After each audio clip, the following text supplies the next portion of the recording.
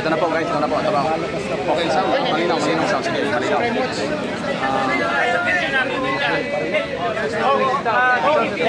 Sa tape.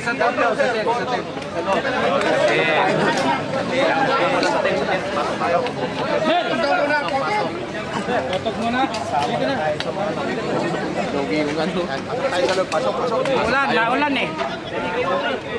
Puto. Go. Ayan po. Para na kami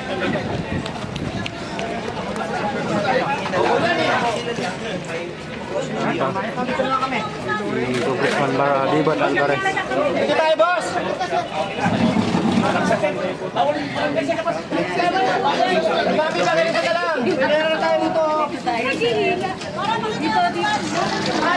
Ay, na lang po. Papatingin na lang namin sila dito. Sige. Wala nga ako si Pedro ni boss. Forward, sir! Damay yan yan po. Thank you.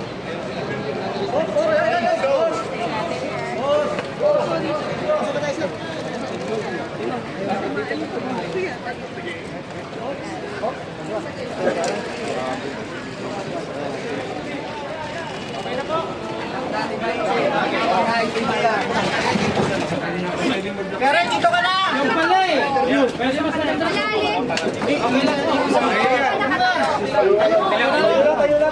Tayo na lang, maglapaw pa ka na! Tayo na lang. Lalaban na! Hindi siksikan, hindi. Kaya ito lang iparang. Speaker na lang ako. Mga cellphone, cellphone! Baba ng Congress! Tayo na lang sila kasi tayo na lang! Nasa ilalim, yung sa ibabaw na ano. Kuya, pag pasto ako rito, adjust mo na lang balit. Ako umuupo, lapag yun na lang. Oh. Ay, tayo na lang po. Tayo na lang. Papadaanin niyo yung mic namin, oh! Papadaanin niyo yung mic namin, oh! Sa akin na lang. Nangyayari sa atin ito. Ayusin natin. Huwag nyo lang natin yung mic para lumawag tayo! Lalo yung mga camera mic! Kuya, yung mic ko. Kuya, yung mic ko. Okay na ito ha, okay na. Binaba ko na. O kaya nakababa yung cellphone ko, ah!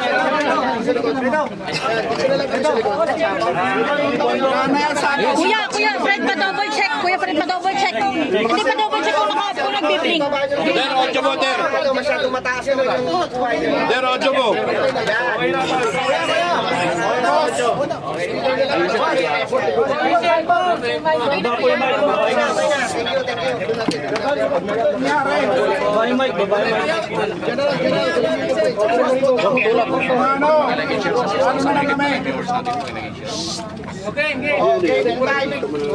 Game, sir, game. Okay, sige. Okay, game. Oh, cellphone lang oh.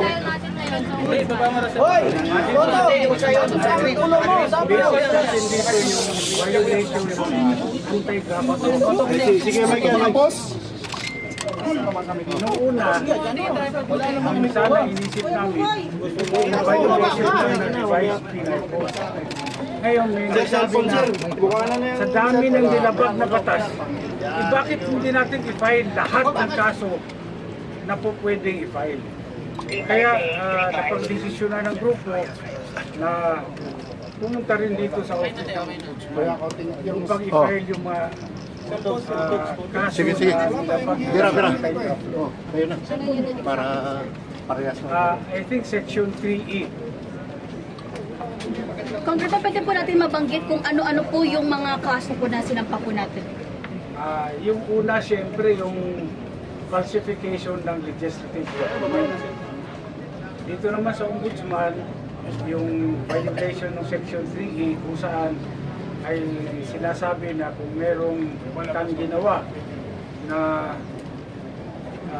dihado yung gobyerno, no, at nawalan yung gobyerno, ay po pwede kang kasuhan. Ano ba yung ginawa nilang nagpagkakado sa gobyerno? Yung pagsingit ng imagine 241 billion pesos. Cellphone. Ang laking halaga yan. Hindi mo pwedeng sabihin na typographical error yan na pinurek ng technical working group. Mahirap po, ang laki ng amount involved. Ito ba yung mga blanks? Opo, yan ho. Binilang niyo po yun, parang kinumpit niyo lahat. Marami yung blanco na yon. Ngayon, nung tinignan namin ano yung mga nilagay nila doon sa blanco, tinutal namin, umabot sa 241 billion. Sir, bakit po 12 yung counts ng qualification of Vicente Document? Palagay ko, mas maganda sagutin ni Dr. Pasria. Kasi siya naman Well, kaya po, 12 counts yan, ay 12 times po nilang pinunuan yung mga blanks. Yun po ang in-approve ng BICAM ay 0, nakalagay 0. Dapat po yun pagdating sa Pangulo, 0 din.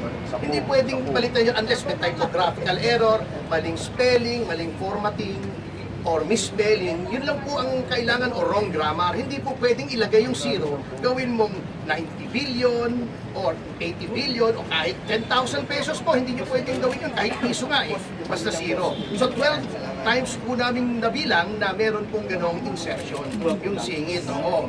Ibig po sabihin si Speaker Romualdez ay mahilig sa singit. Sir, sino po pala yung respondents dito? Sino exactly po?